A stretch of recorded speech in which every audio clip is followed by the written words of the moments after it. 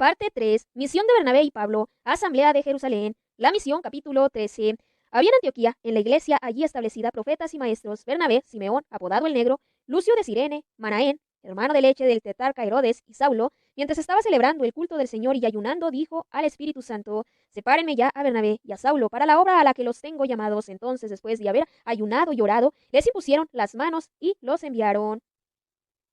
En Chipre, el mago Elimas. Ellos, pues, enviados por el Espíritu Santo, bajaron a Seleucia y de allí navegaron hasta Chipre. Llegados a Salamina, anunciaban la palabra de Dios en las sinagogas de los judíos. Tenían también a Juan que les ayudaba. Habiendo atravesado toda la isla hasta Pafos, encontraron a un mago, un falso profeta judío llamado Bar Jesús, que vivía con el procónsul Sergio Paulo, hombre prudente. Este hizo llamar a Bernabé y Saulo, deseoso de escuchar la palabra de Dios, pero se les oponía el mago Elimas, pues eso quiere decir su nombre, intentando apartar al procónsul de la fe. Entonces Saulo, también llamado Pablo, lleno de Espíritu Santo, mirándole fijamente, le dijo: tú, repleto de todo engaño y de toda maldad, hijo del diablo, enemigo de toda justicia, ¿no dejarás ya de torcer los rectos caminos del Señor? Pues ahora, mira la mano del Señor sobre ti, te quedarás ciego y no verás el sol hasta un tiempo determinado. Al instante cayeron sobre él oscuridad y tinieblas, y daba vueltas buscando quién lo llevara de la mano. Entonces, al ver lo ocurrido, el procónsul creyó, impresionado por la doctrina del Señor. Llegan a Antioquía de Pisidia. Pablo y sus compañeros se hicieron a la mar en Pafos y llegaron a Pergue de Panfilia, pero Juan se separó de ellos y se volvió a Jerusalén, mientras que ellos, partiendo de Perges, llegaron a Antioquía de Pisidia. El sábado entraron en la sinagoga y tomaron asiento. Después de la lectura de la ley y los profetas, los jefes de la sinagoga les mandaron a decir: hermanos, si tienen alguna palabra de exhortación para el pueblo, hablen. Pablo se levantó, hizo señal con la mano y dijo: predicación de Pablo ante los judíos.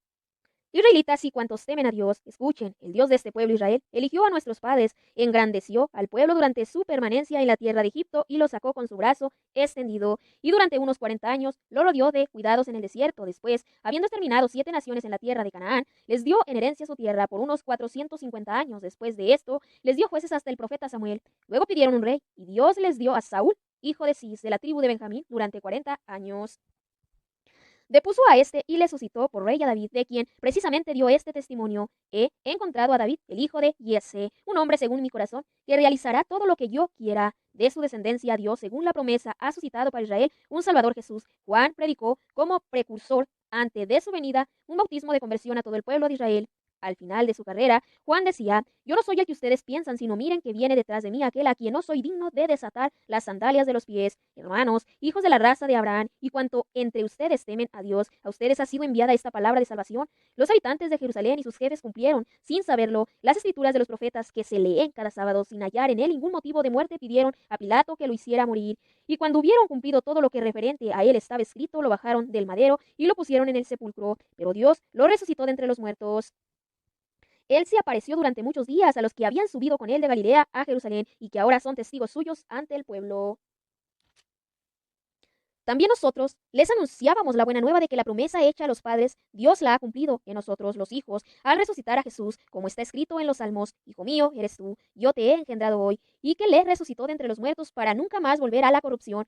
Lo tiene declarado: les daré las cosas santas de David, las verdaderas. Por eso dice también en otro lugar: no permitirás que tu santo experimente la corrupción. Ahora bien, David, después de haber cumplido en sus días la voluntad de Dios, murió, se reunió con sus padres y experimentó la corrupción. En cambio, aquel a quien Dios resucitó no experimentó la corrupción.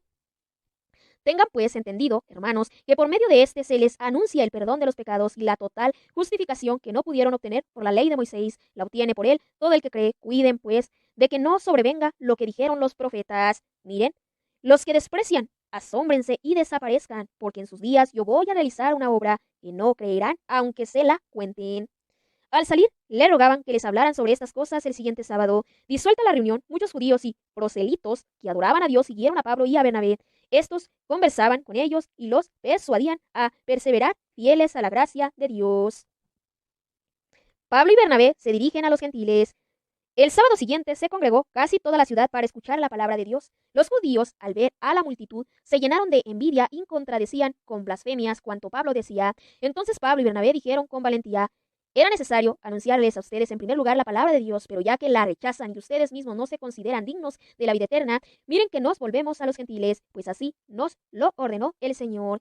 Te he puesto como la luz de los gentiles para que tú seas la salvación hasta el fin de la tierra. Al oír esto, los gentiles se alegraron y se pusieron a glorificar la palabra del Señor, y creyeron cuantos estaban destinados a una vida eterna, y la palabra del Señor se difundía por toda la región. Pero los judíos incitaron a mujeres piadosas y de la nobleza, y a los principales de la ciudad promovieron una persecución contra Pablo y Bernabé, y les echaron de su territorio. Estos sacudieron contra ellos el polvo de sus pies y se fueron a Iconio. Los discípulos, en cambio, se llenaban de gozo y del Espíritu Santo.